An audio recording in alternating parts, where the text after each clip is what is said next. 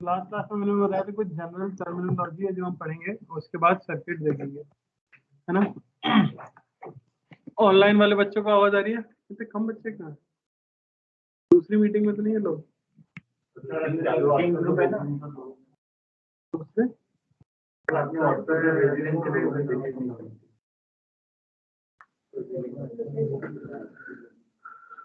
चलो लिख लो। तो ये सारी चीजें हम इस करंट के लिए पढ़ रहे हैं। मेनली हमारे लिए कौन सा इंपॉर्टेंट फंक्शन है? साइनसॉइडली वेरिंग जो करंट होता है वो हमारे लिए इंपॉर्टेंट है, उसी को यहाँ पे स्टडी करना है। करंट कुछ ऐसा दिया रहता है, आई है मान लो आई नॉट साइन ओमेगा टी, ठीक है। इसका अगर ग्राफ बनाने की कोशिश की जाए, करो।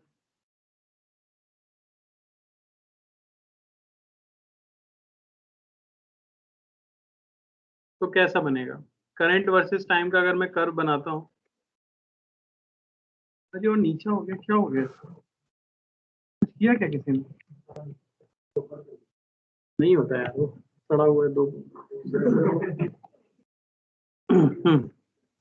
तो जो कर्व बनता है वो कुछ ऐसा बनता है, जैसा कि आप जानते हो साइन का कर्व होता है। इतना कांपता हुआ नहीं होता था।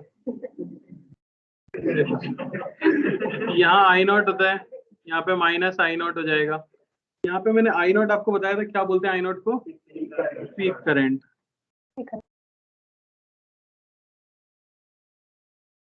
ठीक है ना। अच्छा, अब देखो t इक्वल टू 0 पे करंट 0 है, तो अगला कौन सा टाइम होगा जब करंट 0 होगा?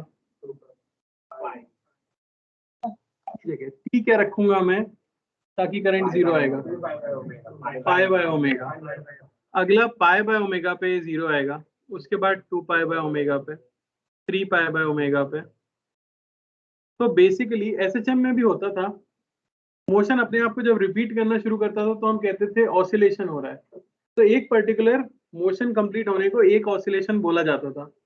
यहाँ पे अगर आप देखो तो शुरुआत में करंट पॉजिटिव रहता है, घट के फिर नेगेटिव होता है, फिर पॉजिटिव होता है और फिर से नेगेटिव होगा। तो इस पॉइंट के बाद से मैं कह सकता हूँ कि करंट खुद को रिपीट करने वाला है। तो यहाँ से यहाँ तक का जो टाइम है, टी जीरो से T two pi by omega तक का जो टाइम है, उसे एक फुल साइकिल बोला जाता है ऑल्टरनेटिंग करंट का। तो ये टर्म लिख लो, पहली टर्म हो गई फुल साइकिल।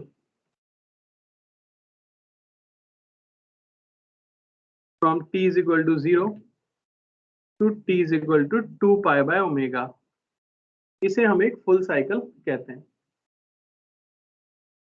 एक और टर्म होती है हाफ साइकिल, अभी ऑब्वियस है, t 0 से t पाई बाय ओमेगा, ठीक है। अब इस करंट के लिए कुछ टर्म है जो डायरेक्टली, या कुछ रिजल्ट है बेसिकली जो डायरेक्टली आपको याद रखने हैं और मैं नोट डाउन करना है। जैसे सबसे पहले अगर मैं पूछूं कि वैल्यू ऑफ एवरेज करंट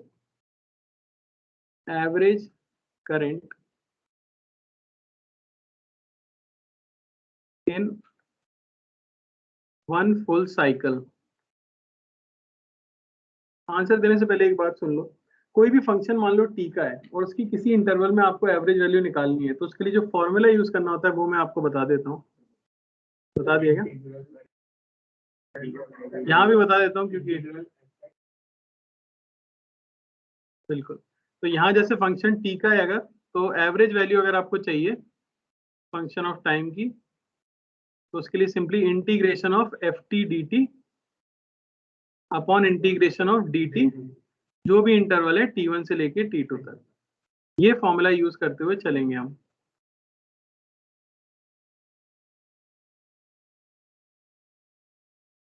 हाँ, तो अब मैंने आपसे पूछा है कि करंट है I naught sine omega T, इसकी एवरेज वैल्यू क्या होगी एक फुल साइकिल में?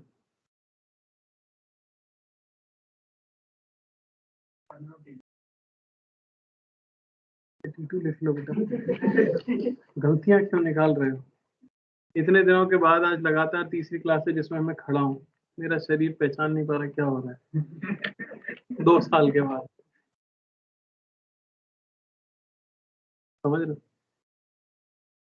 ऐसा क्यों? क्योंकि बच्चे ऑफलाइन आ रहे हैं, कोरोना का डर खत्म हो चुका है। लोगों को करोगे तुम? नहीं होना चाहिए, उम्मीद की जा रही है। नीचे तो विस्फोट हो चुका है साउथ इंडिया में, तो अब देर है बस रक्षाबंधन की। लोग देश से बाहर जाएं, अपने प्यार करने वाले लोगों से मिलें, तो वहां से बीमारियां लेके वापस गुजरात लौटें, फिर यहाँ विस्फोट कर दें। कोई जा रहा है दक्षिण भारत की तरफ? कोई तो होगा, अरे कोई तो होगा। डोसा वोसा खाने चले जाओ। कोई आ भी सकता है, किसी के हैं भाई बंधु वहां? कल ही आएंगे किसके? चल तुम तो दूर बैठे, 2-3 दिन का टाइम तो लगेगा यहाँ तक आने। बताओ क्या आएगा?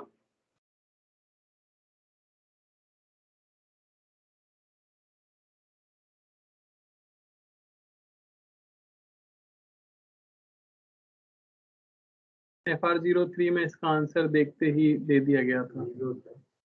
हाँ सर जी, जितना पॉजिटिव कुछ लोग बैठ के, अरे भाई जितना ऊपर है एरिया उतना ही नीचे एरिया है। ऊपर पॉजिटिव एरिया, नीचे नेगेटिव एरिया, तो जीरो हो गया, है कि नहीं? बस जाएगा नहीं, उल्टा जाएगा। बिल्कुल।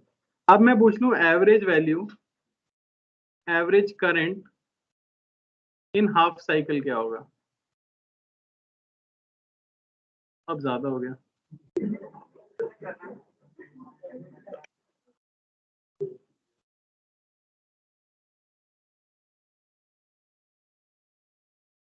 एकदम सही, 2I0 है। ओमेगा तो आएगा ही नहीं आंसर में, ये तो ओमेगा ही जाने।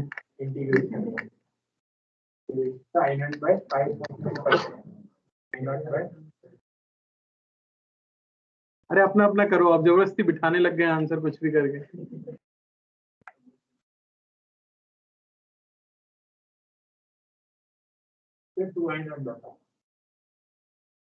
रिजल्ट है, याद भी रखना है। मैं जितना कुछ, बहुत छोटा चैप्टर मैंने पहले ही कहा था, जो भी 2-4 बातें मैं लिख रहा हूँ वो सब जरूरी है। इसलिए देख रहे हो, लाल हरा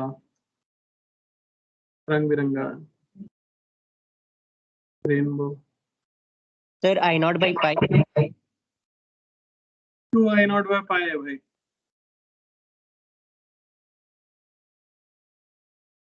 पक्का 2I0/π है। चलो करके देख लेते हैं क्या है तुम्हारा। ओमेगा कट गया, तो क्या लिखेंगे इसमें? Integration of I0 sine omega T upon integration dt, ऊपर भी आएगा dt, हाफ साइकिल है यानी 0 से π/ω। तो यहाँ से I0 तो बाहर आ गया, नीचे से ω/π आ गया, साइन ओमेगा टी का integration minus cos omega T, limit 0 से लेके π/ω। यहाँ से आपका आई एवरेज की जो वैल्यू आई है हाफ साइकिल में, वो आ गई है 2I0/π।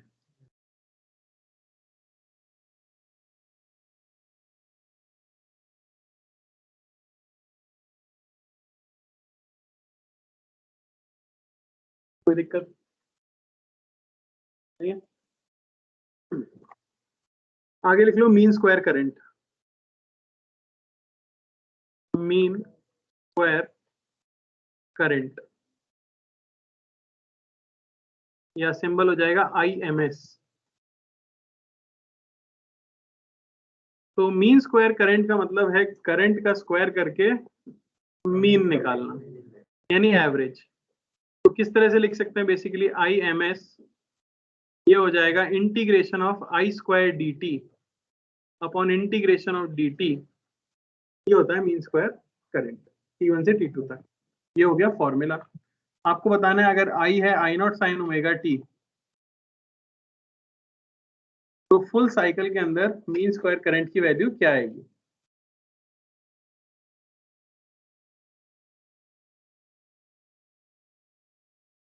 आई स्क्वायर करते ही ये हो जाएगा I naught square sine square omega T D T upon integration D T 0 to 2 pi by omega.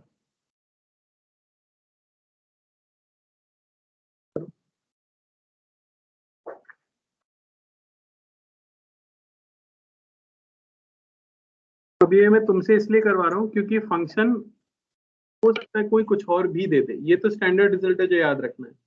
मान लो मैंने दे दिया होता आई नॉट कॉस ओमेगा टी, तो आपको करना आना चाहिए।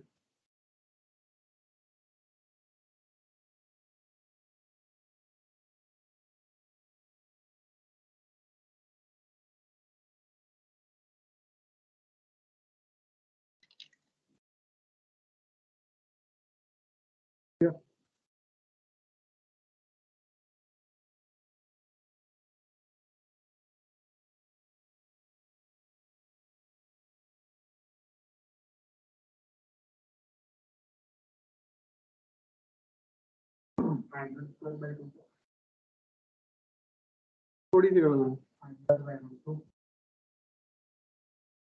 अब मुझे शक हो रहा है तुम्हारे ऊपर। स्क्वायर तो आना चाहिए था। तुमने ले लिया रूट, जो है अगले टॉपिक का रिजल्ट। जो अगला टॉपिक आएगा IRMS, आंसर आएगा आई नॉट बाय रूट 2, जो तुम्हारा इसी टॉपिक में आ गया। अब यहाँ से एक ही चीज स्पष्ट होती है।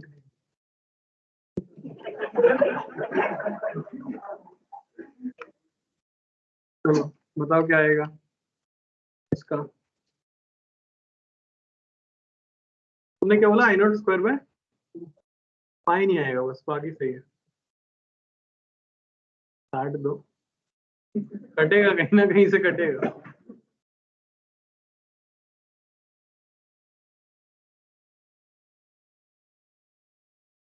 बड़ी ही बेसिक सी चीज है, 4-5 महीने में जेई देने वाले हो, साइन स्क्वायर थीटा का इंटीग्रेशन है, इससे आसान क्या ही होगा सवाल।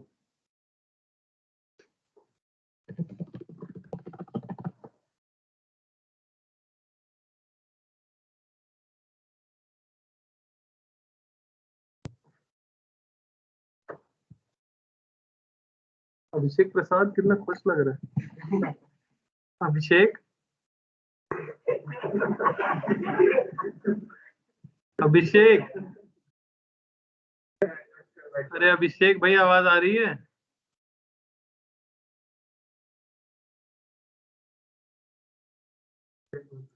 यार मुझे तो लगा तुम्हारी फोटो देख के कि तुम पढ़ रहे होगे।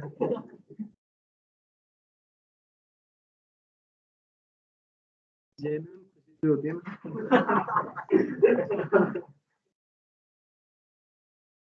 आया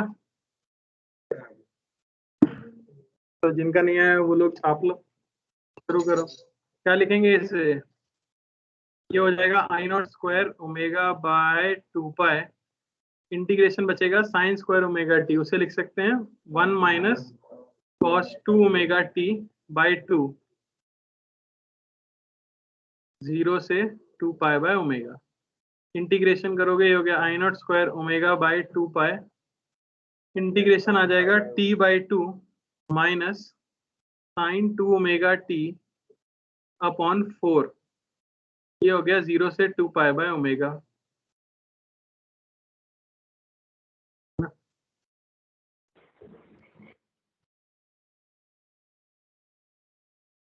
तो I mean square current sir.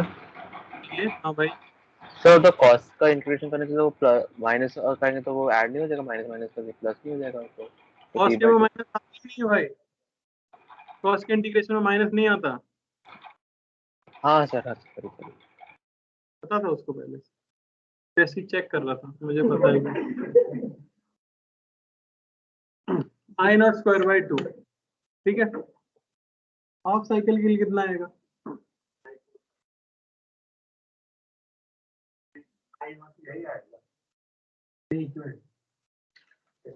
यार तुम लोग लगते नहीं हो पढ़ाई करते हो यार, मैथ्स वैस भी तुम्हारा इतना पंचर है। अरे साइंस स्क्वायर थीटा का ग्राफ देखा है कभी? बोल दो नहीं देखा, साइंस स्क्वायर थीटा का ग्राफ नहीं देखा हमने कभी। अगर नहीं भी देखा तो इमेजिन नहीं कर पा रहे साइन स्क्वायर थीटा ग्राफ कैसा होगा।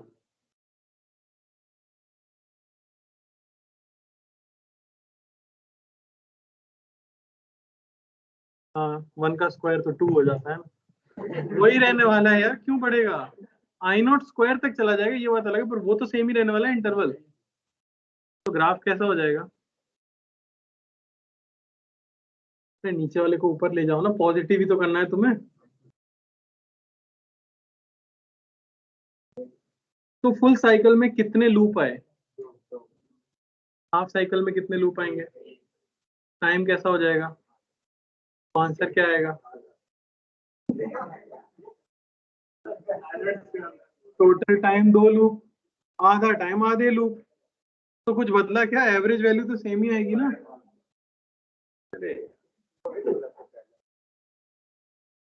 हाँ मैंने कहा बिल्कुल पूरी क्लास को बोलना चाहिए था ना ये तो।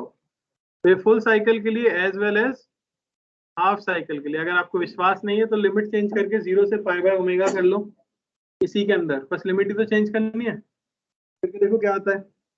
और यहाँ भी याद रखना है, यहाँ पे नीचे 2 नहीं आएगा, छोड़ो रट लो तुम।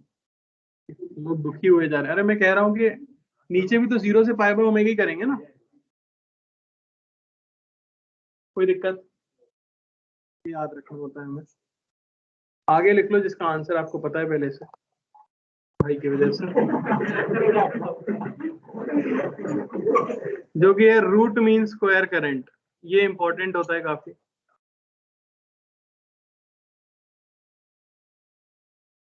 या इसे हम कहते हैं IRMS। इसमें आपको करंट का स्क्वायर करके मीन लेके उसका रूट ले लेना होता है, यानी मीन स्क्वायर करंट का रूट।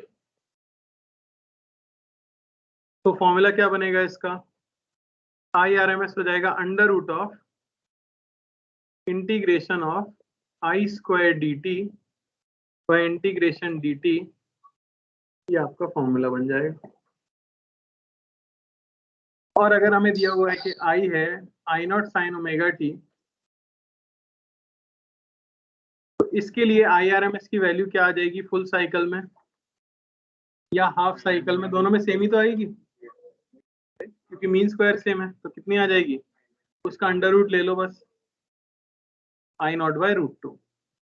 यानी अगर आपको क्वेश्चन के अंदर पीक करंट पता है तो आप RMS करंट बता सकते हैं।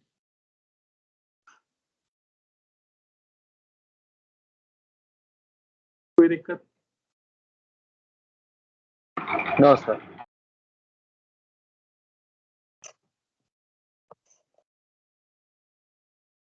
तो सारी चीजों को एक जगह लिख सकते हैं हम, ठीक है। अभी तक जो हमने देखा, जनरली करंट कुछ ऐसे दिया रहेगा I not sine omega T, voltage दिया रहेगा कुछ V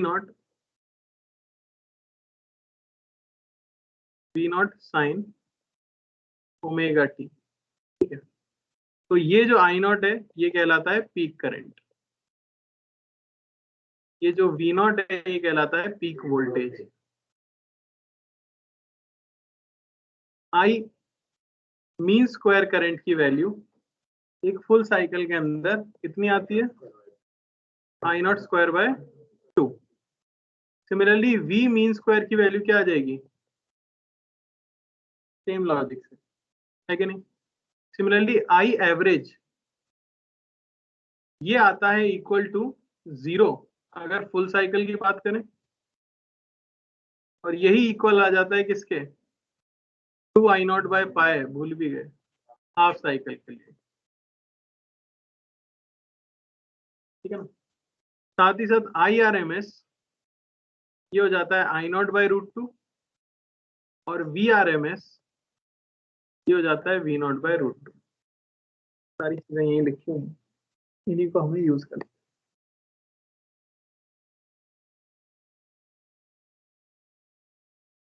ठीक है। अब हमने कल एक सर्किट पढ़ा था, कौन सा सर्किट था वो, प्योर रेजिस्टिव, रेजिस्टिव। एक ऐसा सर्किट जिसके अंदर सिर्फ और सिर्फ रेजिस्टेंस है, उसी पे एक बार वापस आते हैं जरा। गर्मी लग रही है यार, उठ जाओ, अरे उठ जाओ प्रभु। ये ठीक है। प्योर रेजिस्टिव सर्किट में सिर्फ क्या रहने वाला है, एक रेजिस्टेंस रहने वाला है।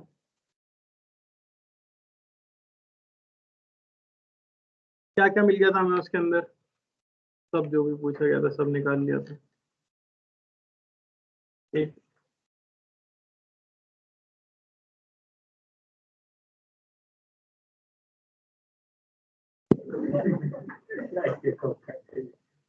ठीक है, तो V अगर आपको दिया गया है V0 साइन ओमेगा टी, तो I जो आपको मिल चुका था ये था simply V0 by R sine omega T. आप एक चीज में इंट्रोड्यूस करना चाहता हूँ जिसे कहते हैं फेज। क्या होता है फेज? फेज, ठीक है। तो अगर कहीं पे लिखा है इस तरह से I है I0 साइन ओमेगा टी, तो इसमें फेज क्या है? या कहीं पे लिखा है I0 sine omega T plus phi, इसमें फेज क्या है? बोलिए।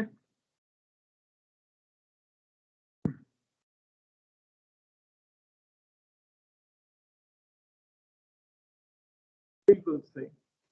फेज जो टर्म हम यूज करते हैं उसका मतलब होता है ये पूरी चीज, जो भी साइन के अंदर लिखा है वो कहलाता है फेज। जो फाई है उसे कहते हैं इनिशियल फेज।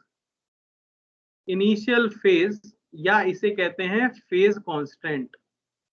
क्यों? क्योंकि टाइम के साथ ओमेगा टी की वैल्यू तो बदलती रहेगी, तो फिक्स है। तो वो फेज के अंदर इकलौती कांस्टेंट चीज है, इसलिए कहलाती है फेज कांस्टेंट। और इनिशियल का मतलब t is equal to zero. आप t को जीरो पुट करो तो साइन के अंदर क्या बचेगा, सिर्फ फाइव बचेगा, इसलिए वो पूरा फेज बन गया, तो उसी को कह देते हैं इनिशियल फेज। समझिए। तो अगर प्योर रेजिस्टिव सर्किट की बात की जाए तो इसमें करंट और वोल्टेज के बीच में कोई फेज डिफरेंस होता है या वो सेम फेज में होते हैं? बोल दो तो, सुना ही नहीं होगा। बताओ क्या आंसर होगा। नहीं वही तो, नहीं सुना तुमने। क्वेश्चन है कि प्योर रेजिस्टिव सर्किट के अंदर जो वोल्टेज है और जो करंट है उनके बीच में कोई फेज डिफरेंस है, वो सेम फेज में है।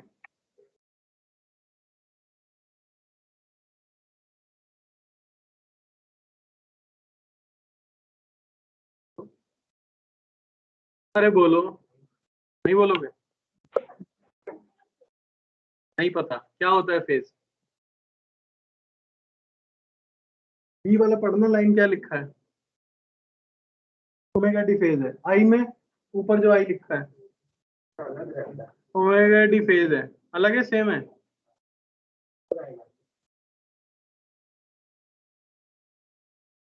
यार मुझे ऐसा क्यों लगने लगा है कि तुम लोग मुझे ऑनलाइन में काफी होशियार प्रतीत होते थे। मेरी गलतफहमी दूर होती जा रही है।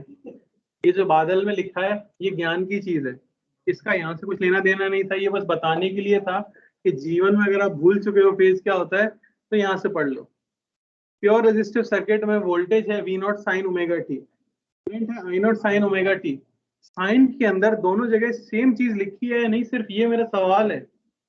आंसर नहीं दे पा रहे, रहने दो, रहने दो प्लीज, प्लीज यार। एक एक बार हो जाता है चलता है, मैंने इससे पूछा था ना, नहीं बोल पाए ना वो आदमी। और अभी तुम भी बोले थे ना अलग है, एक बार होती है वो, ठीक है ना, एक बार हो गया, मैंने हर बार का बना लिया। हम तब से वही तो कह रहे हैं, तुम सुन ही नहीं रहे भाई। मन में कहने से नहीं होता, चीख के कहना होता है भाई। मन में कह रहे हैं सबसे। तो ये प्योर रेजिस्टिव सर्किट की पहचान है जो आपको आगे पूरे समय याद रखनी है। अगर किसी का फेज सेम है यानी सर्किट बिहेव करेगा प्योर रेजिस्टिव सर्किट की तरह। देख लो ये चीज, in pure resistive circuit, in pure resistive circuit, circuit current and voltage are in same phase, are in same phase।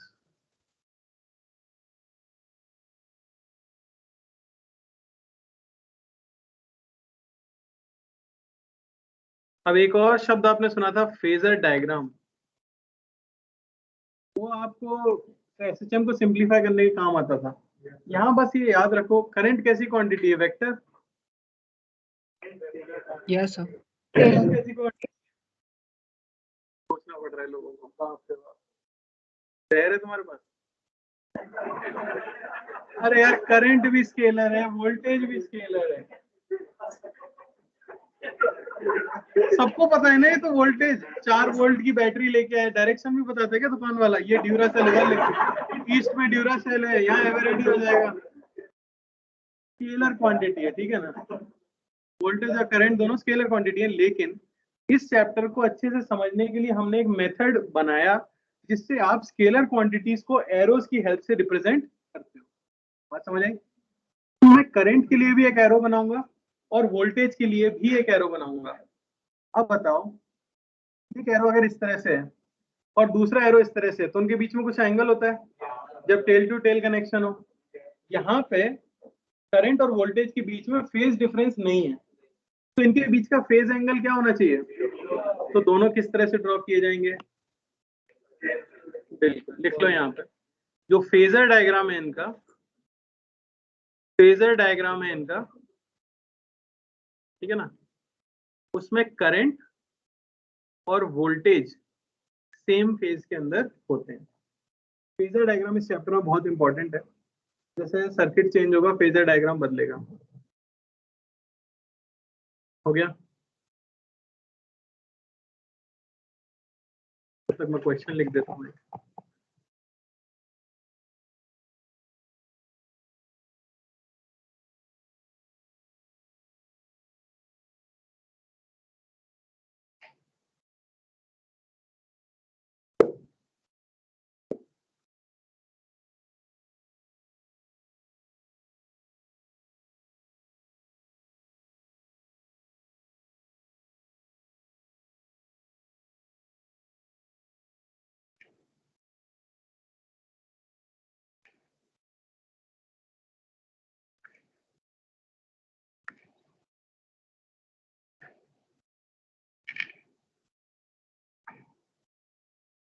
कोई इंसान है क्या ये?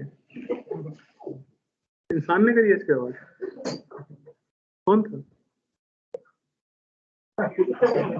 पंखे जैसी आवाज की लगी।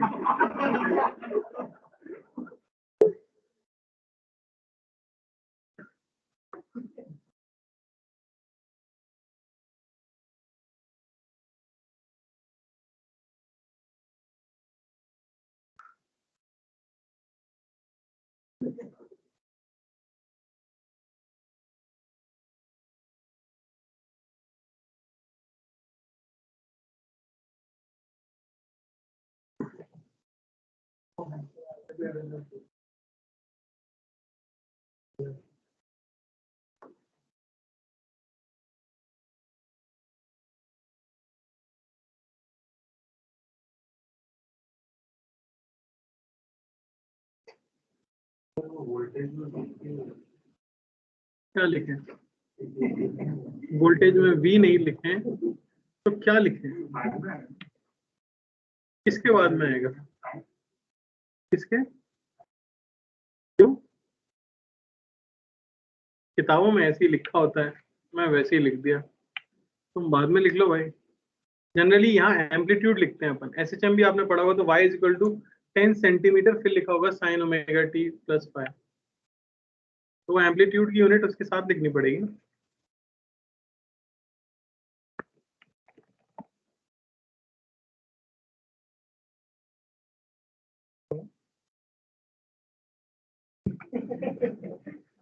तेज लग रही है क्या? बंद कर दो। इतनी देर नहीं करना पड़ता, शायद एक बार में दबाने से नहीं होता। ट्राई करो एक बार। क्या हो गया? चालू करने की तो बोला है उसमें, सर टेंशन क्यों ले रहे हो? हटाओ तुरंत। देखो हो गया, कर दो। उसको ठंड लग रही बेचारे को। हाँ, तो मेहनत करते थे, तुम्हारी मेहनत बचाई ना, भविष्य में 3-4 सेकंड लगा के रखते हो। बताओ। ठीक है,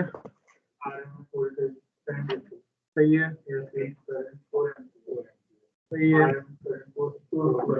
सही है,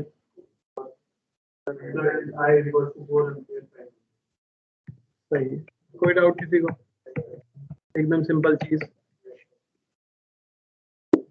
वोल्टेज तो आप यहाँ से देख ही सकते हो, यही होता है पीक वोल्टेज। तो वी नॉट की वैल्यू क्या आ गई? 20 वोल्ट। तो वी आर एम एस क्या आ जाएगा? अपॉन √2 कर दो, ठीक है ना। सिमिलरली आई नॉट आप बता सकते हो क्या हो जाता है? वी नॉट बाय आर, है कि नहीं? वी नॉट आपको पता है 20, रेजिस्टेंस है 5 यानी कि 4 एम्पियर। तो आई आर एम एस भी बता सकते हो, आई नॉट बाय √2 यानी कि 4/√2 एम्पियर। करंट आपको लिखना है तो पीक करंट हम निकाल ही चुके हैं, 4 साइन सेम फेज होना चाहिए, फाई टी। इसी में मैं पूछ लेता current at t is equal to 1/3 second या 1/6 सेकेंड, बताओ। तो आप करंट के फंक्शन में t की जगह बस क्या रख देते हैं? 1/6, 4 साइन π/6 यानी कि 2 एम्पियर। कोई दिक्कत, डाउट है? मेरे को लग रहा है तुमको डाउट है, समझ नहीं आया। तो बता देता हूँ। वोल्टेज का फंक्शन आपको क्या दिया हुआ है? 20 साइन ओमेगा टी। तो जो भी आगे लिखा होता है इसको कहते हैं पीक। तो पीक वोल्टेज हो गया 20 वोल्ट। अब किसी का भी आरएमएस निकालने का तरीका है, उसके पीक को √2 से डिवाइड कर दो, तो वी आरएमएस क्या हो जाएगा? 20/√2। और करंट का फॉर्मूला तुम जानते हो, P/R। तो पीक करंट क्या हो जाएगा? Peak voltage upon resistance. Sure हो? 20/5 4 एम्पियर। अब आरएमएस निकालना है 4/√2। वोल्टेज का आरएमएस हो या करंट का आरएमएस हो, आप क्या करते हो? √2 से डिवाइड कर दो, ठीक है। अगला लिख लो, प्योर कैपेसिटिव सर्किट।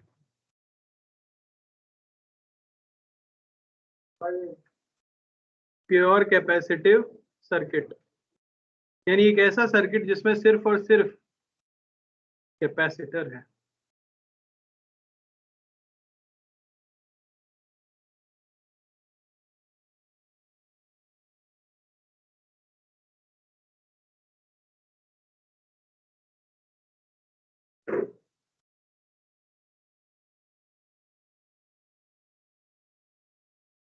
ठीक है ना। तो मान लो इस तरह से हमने वोल्टेज सप्लाई किया है कैपेसिटर के अक्रॉस। प्लेट के अक्रॉस पोटेंशियल डिफरेंस कितना हो जाएगा? V, जो खुद ही फंक्शन ऑफ टाइम है। यहां से आप क्या बता सकते हो? करंट तो हमारा अल्टीमेट एम है, मुझे करंट निकालना है। पर अगर मुझे कैपेसिटर का कैपेसिटेंस पता है, उसके अक्रॉस पोटेंशियल डिफरेंस पता है, तो मैं क्या बता सकता हूँ?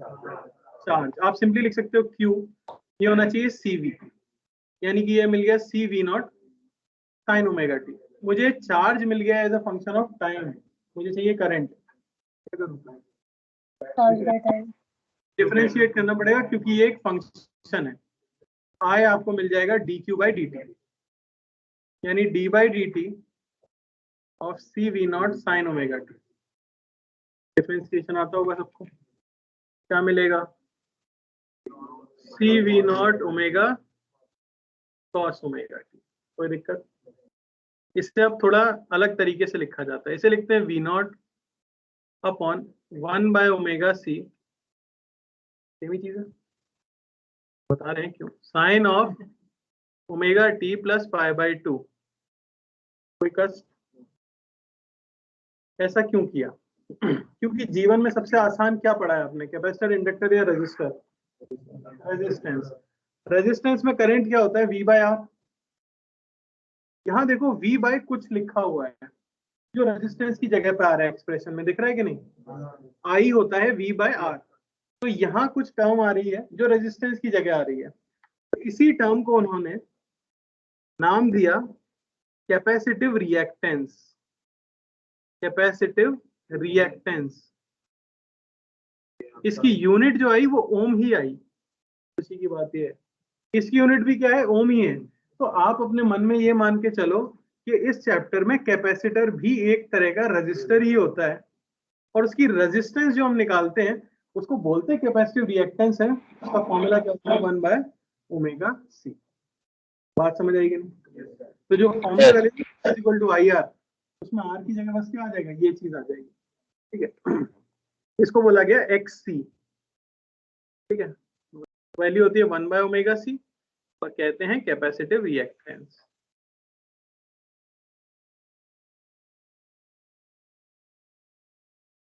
बिल्कुल। अब अगली चीज मेरी वही थी, जैसे आपने देखा प्योर रेजिस्टिव सर्किट में वोल्टेज और करंट का फेज सेम था। यहाँ वोल्टेज का फेज अगर आप देखो तो ओमेगा टी है, लेकिन करंट का फेज है ओमेगा टी प्लस। तो दोनों के बीच में 90 डिग्री का डिफरेंस है। और आगे कौन है, लीड कौन कर रहा है, किसका फेज आगे है? हम देख सकते हैं करंट के फेज में लिखा है ओमेगा टी प्लस π/2, यानी करंट का फेज वोल्टेज के फेज से π/2 आगे। बात समझे? तो जब भी आपका प्योर कैपेसिटिव सर्किट है तब आप ये लिख सकते हो current Leeds voltage by π/2 in pure capacitive circuits। कोई दिक्कत? ये फॉर्मूला नोट डाउन कर लो, बहुत जरूरी है।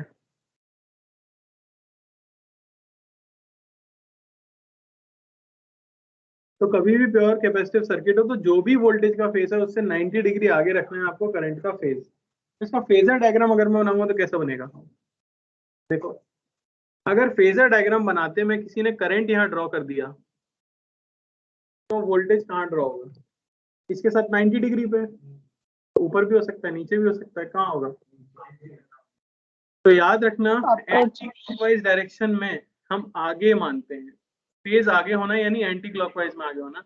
तो मैं वोल्टेज को यहाँ बनाऊंगा ताकि करंट आगे रह सके कितना, π/2।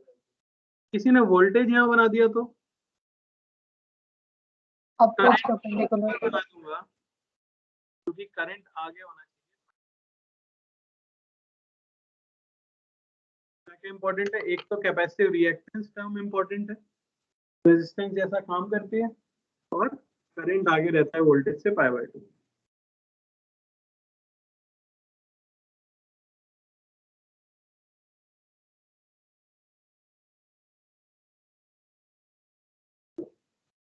ठीक है, अरे क्वेश्चन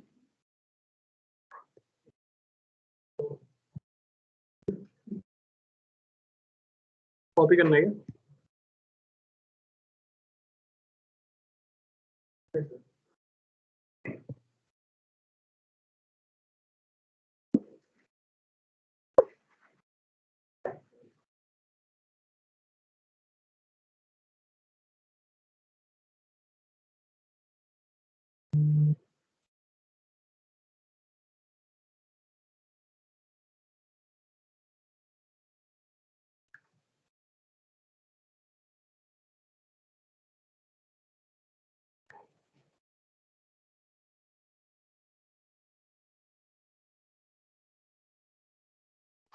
ये सर्किट है, फाइंड, पहली चीज है कैपेसिटिव रिएक्टेंस निकालनी है।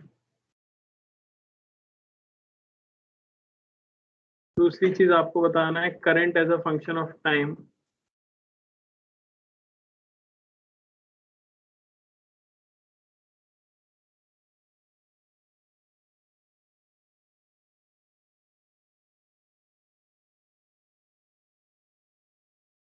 अच्छा, ये चीज ऊपर लिख लेना, मैं लिखना भूल गया।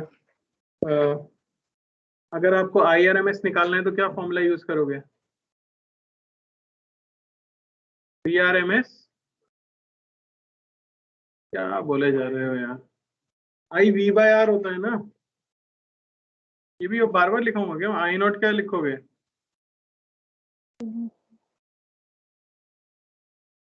पीक वोल्टेज से पीक करंट निकलता है, RMS वोल्टेज से RMS करंट निकलता है। हमेशा करंट होता था वोल्टेज अपॉन रेजिस्टेंस, यहाँ रेजिस्टेंस की जगह रिएक्टेंस यूज होती है बस।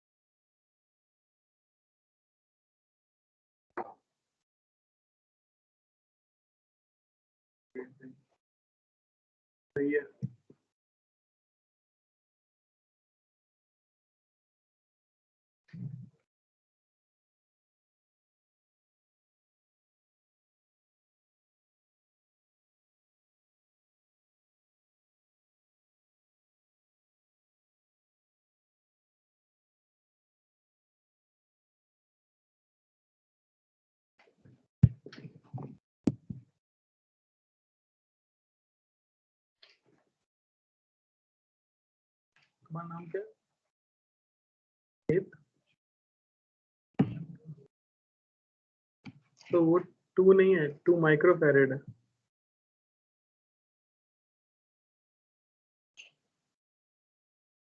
बस 5 बचेगा तो आगे हट जाएगा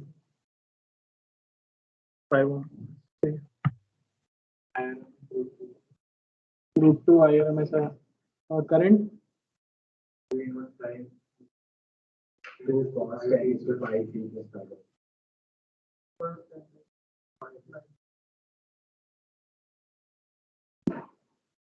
2 cos 10 is 2 plus 5 by 6 5 उन्होंने कर दिया ना 5 तो भी तो 2 बोल रहे हैं।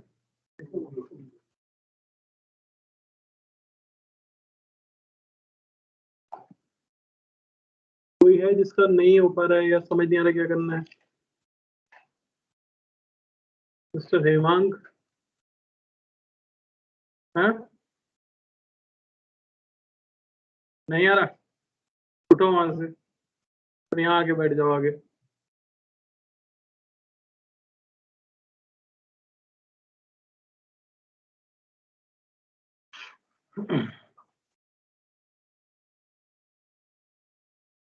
जी खोलिए कॉपी। जी हाँ, कहाँ है सवाल? ये क्वेश्चन है capacitive reactance 1 by omega C. सही तो लिखा है फॉर्मूला, इसके आगे नहीं कर पा रहे? ओह माय गॉड, समस्या वाली बात है। हाथ तो हटाओ, देखने तो दो। ओमेगा क्या है नहीं पता तुम्हें? ये सी में क्या लिखा है? 2 × 10 की पावर -5 कहाँ से आया? माइक्रो मतलब 10 की पावर -5। ये भगवान, माइक्रो -6 होता है प्रभु। कैसे जीवन चल रहा है? ओमेगा क्या होता है? साइन ओमेगा टी होता है ना। क्वेश्चन में क्या दिया है? तुम्हारे क्वेश्चन में गिवन ही नहीं है। ले क्वेश्चन कॉपी नहीं किया भाई ने, वोल्टेज नहीं लिखा तो कहां से आएगा? दिख रहा है ओमेगा कितना है?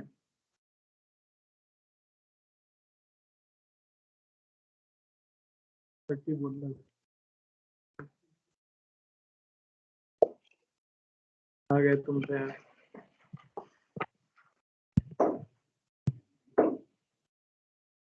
तो भाई साहब ये होता है ओमेगा टी प्लस है 1 बाय ओमेगा हो गया 10⁵ 2 × 10 की पावर -6, ये आ गया 5 ओम। तो करंट जो हो जाएगा वो हो जाएगा V0 बाय XC साइन जो कुछ लिखा है वो लिख दो, omega T plus 30 degree. Bus voltage के फेज से 90 डिग्री आगे होना चाहिए करंट को। तो इतना तो वोल्टेज का फेज हुआ, प्लस 90 डिग्री और कर दूंगा मैं। ये हो गया current as a function of time. समझ आ रहा है? तो आई हो गया हमारे पास 2। इसे चेंज करना चाहते हो तो चेंज कर दो, नहीं करना चाहते तो मत करो। यूं भी लिख सकते हो साइन 10⁵ प्लस 120 डिग्री। ठीक है, या आप लिख सकते थे 2 cos 10⁵ t प्लस 30 डिग्री। 90 से कन्वर्ट कर दिया, प्लस 90 जो था। तो वो ऑप्शन पे डिपेंड करेगा, ऑप्शन क्या दिया। ठीक है, अब बोर्ड एग्जाम में कैसे छोड़ेंगे? बोर्ड पे डिपेंड करेगा तुम्हारा कौन सा बोर्ड है। हाँ दोनों लिख देना सेफ रहने के लिए। पर मेरे को लगता कोई काटेगा इस चीज के मार्क्स। 120 में तो समझ ही जाएंगे वो। ठीक है, इनिशियल।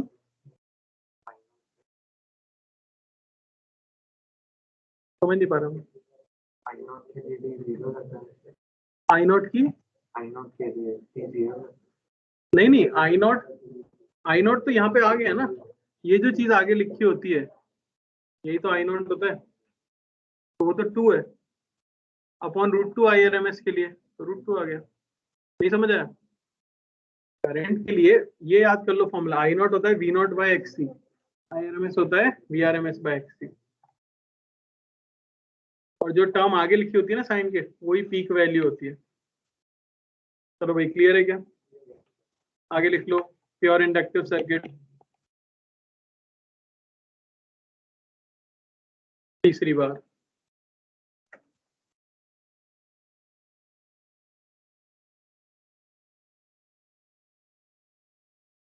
Pure inductive circuit. अब इसके बाद बस 4 सर्किट और बचे।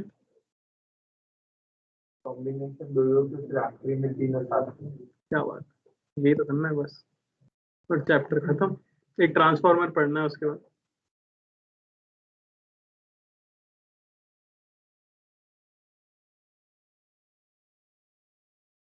अब है हमारे पास inductor L, pure inductive circuit.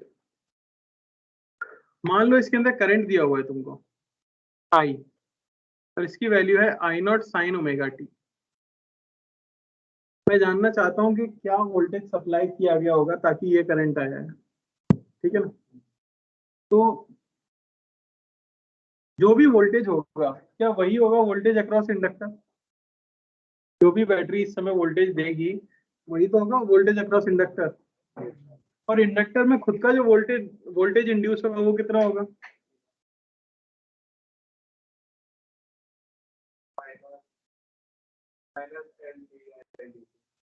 LdI/dt। समझ आया? तो मैं डिफरेंशिएट कर दूंगा, L d/dt, I है I not sine omega T, differentiate करोगे V की वैल्यू मिलेगी L omega I not cos omega T. इसको लिखने का थोड़ा और तरीका है, V ये हो गया I naught into omega L into sine omega T plus π/2। एक चीज तो यहाँ से क्लियरली दिख रही है, क्या? वोल्टेज लीड कर रहा है किसको? करंट को। कितने से? 90 डिग्री से। V इज इक्वल टू क्या होता था formula? IR is equal to IR, Ohm's law. यहाँ V is equal to I into कुछ लिखा हुआ है, ये कुछ क्या बन जाएगा? R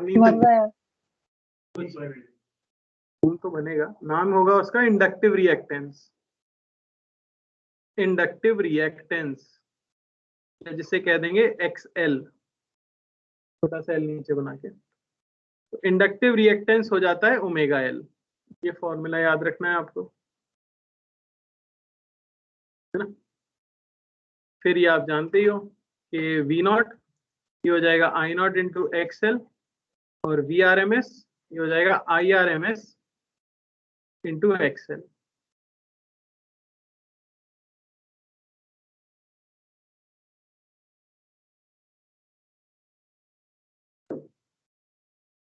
और वो लाइन लिख लो कि वोल्टेज लीड्स करंट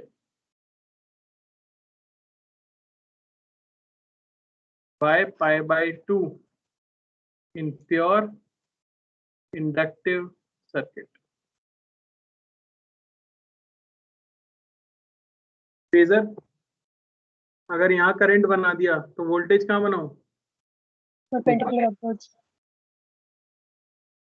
और वोल्टेज यहाँ बना दिया अगर,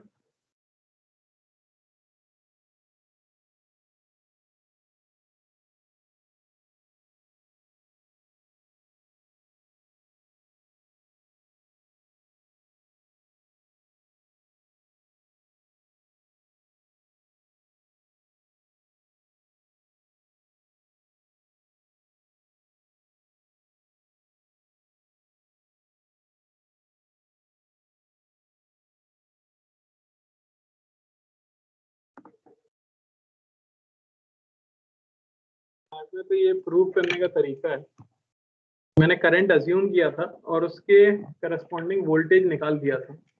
हमने ये माना था जो भी बैटरी का वोल्टेज होगा, दोनों के बैटरी के टर्मिनल और इंडक्टर के टर्मिनल दोनों सेम है, तो पोटेंशियल डिफरेंस कैसा आएगा, सेम आएगा। उसी चीज को बस L D I by D T use करते हुए हमने करें वोल्टेज का फंक्शन निकाला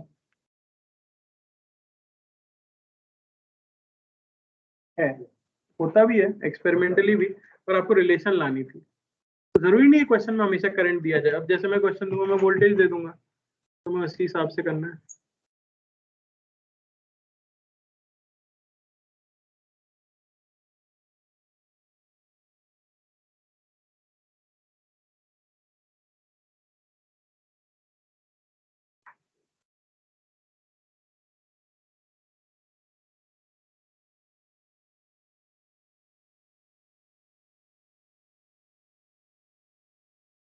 ये 100 है, ठीक है ना।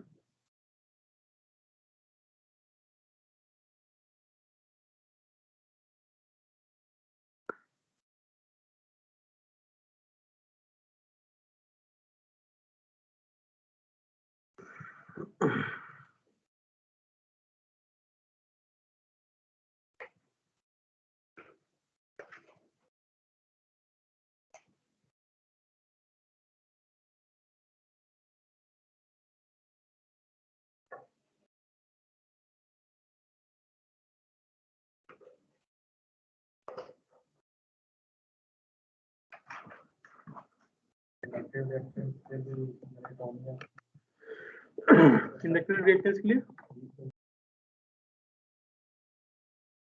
यूनिट ओम में ही आता है, सारी रिएक्टेंस ओम में।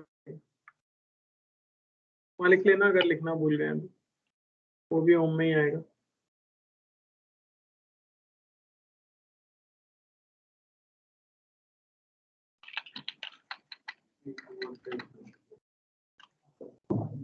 दोस्त कहाँ तुम्हारा, आज आया नहीं, क्या हो गया? बचपन का दोस्त है तुम्हारा? कब का दोस्त है? मैंने तो सारे टीचर को बता दिया बचपन का दोस्त है।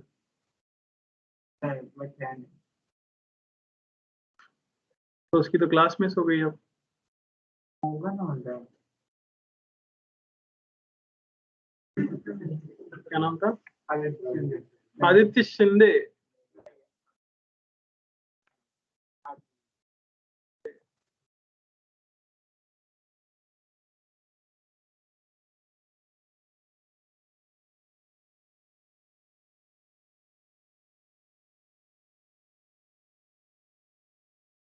क्या तुम पेज नंबर भी लिखते हो? ये तीनों की कॉपी है क्या? ये सिर्फ फिजिक्स की है? फिजिक्स की है तो नीचे वाली भी फॉर्मूला बुक है, ये दिखाओ। क्या बात, ये तो बस हम लोगों ने बनाई है। डिमांड 12 FR01 फिजिक्स फॉर्मूले, Aakash institute Nizampura, Gujarat Vadodara. Electrostatics Q is equal to plus minus नहीं तो है तुमने।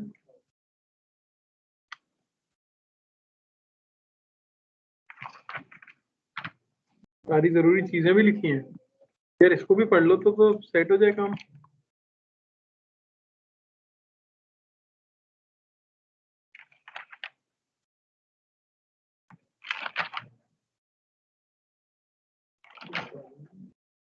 सही है।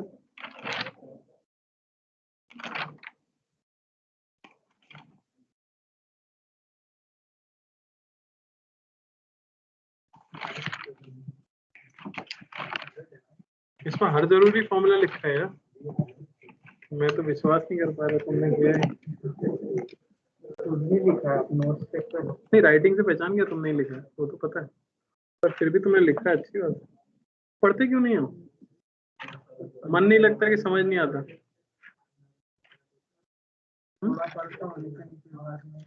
मन हट जाता है, किसमें लगता है मन? मोबाइल में क्या खोल के मोबाइल ही थोड़ी देखते हो, उसमें क्या देखते हो? यूट्यूब तो अनइंस्टॉल कर लो ना। यूट्यूब है मतलब डिलीट नहीं हो सकता। डिसेबल होता तो नहीं खोल पाता।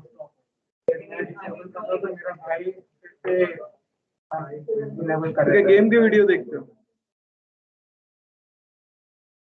क्यों, पढ़ते क्यों नहीं हो तो? सच सच छोड़ दो ना यार, आगे कैसा लगेगा? बहुत सालों के बाद ये एक्सक्यूज हो गया यार, मैं यूट्यूब अनइंस्टॉल तो कर, मेरा भाई लगा देता था वापस। ऐसा अच्छा ही लगेगा। इतनी मेहनत करी, उन फॉर्मूलों को याद कर लो तो आधे मेंस के क्वेश्चन हो जाएंगे उसी से। देखो यहाँ आ भी रहे हो, इतनी मेहनत भी कर रहे हो, तो थोड़ा सा एफर्ट मार के देख लो यार। चलो, क्या है इंडक्टिव रिएक्टेंस? 10 ओम, बिल्कुल सही है। पीक वोल्टेज 100 वोल्ट, बिल्कुल सही है। आरएमएस 5√2। करंट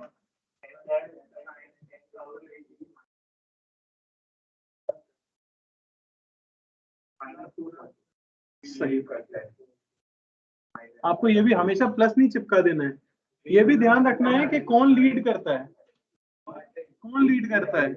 इंडक्टर में वोल्टेज लीड करता है, करंट को पीछे भेजना है 90 डिग्री। समझ आ रहा है? तो पहला तुम लोगों से ऊपर है, दोनों से। आज तुम पीछे चले गए, समझ आ रहा है, उसी से तुम्हारा मन नहीं है ना? किसका बर्थडे? किसका? तो पीछे क्यों चले गए इतना? आगे तो अभी भी जगह है। समझ आ रहा है यार? फॉर्मूला बेस्ड ही है। पहला देख रहे हो ना, इंडक्टिव रिएक्टेंस ओमेगा एल ही तो पुट करना है सीधे सीधे। ओमेगा एल, ओमेगा दिया है देखो कितना, 1000। एल दिया है 10 × 10⁻³ 10 ओम आ गया सीधे सीधे। पीक वोल्टेज वो तो क्वेश्चन में दिया हुआ है, वोल्टेज वाले फंक्शन में 100 वोल्ट। IRMS का फॉर्मूला क्या हो जाता है? Simply IRMS VRMS by XL हो जाएगा इस बार। तो VRMS क्या हो जाएगा यार? I = V/R होता है ना, तो R की जगह XC या XL आ जाता है, यही तो अंतर है बस। तो यहाँ XL आ जाएगा। तो VRMS कितना है? V0/√2 और XL है 10, यानी ये आ गया 5√2 एम्पियर। अब चाहिए current as a function of time. तो I तो हो गया I0। I0 क्या हो जाएगा? V0/, ठीक है ना? तो V0 100/10। अब मैं लिख दूंगा इसका पूरा फेज, ये हो गया sin 1000t - 60 डिग्री। ये किसका फेज है? ये है वोल्टेज का फेज। करंट का 60 डिग्री पीछे होना चाहिए, क्योंकि वोल्टेज -90। तो -90 और लगा देंगे। समझ आया? ये बनेगा करंट का function.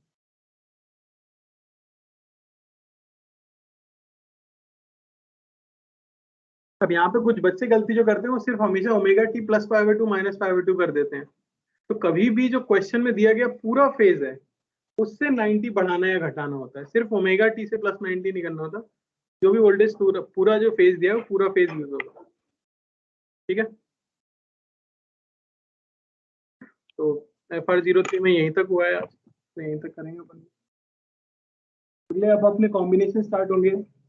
RL circuit, RC circuit, LC circuit और फिर LCR सर्किट, और फिर ट्रांसफार्मर।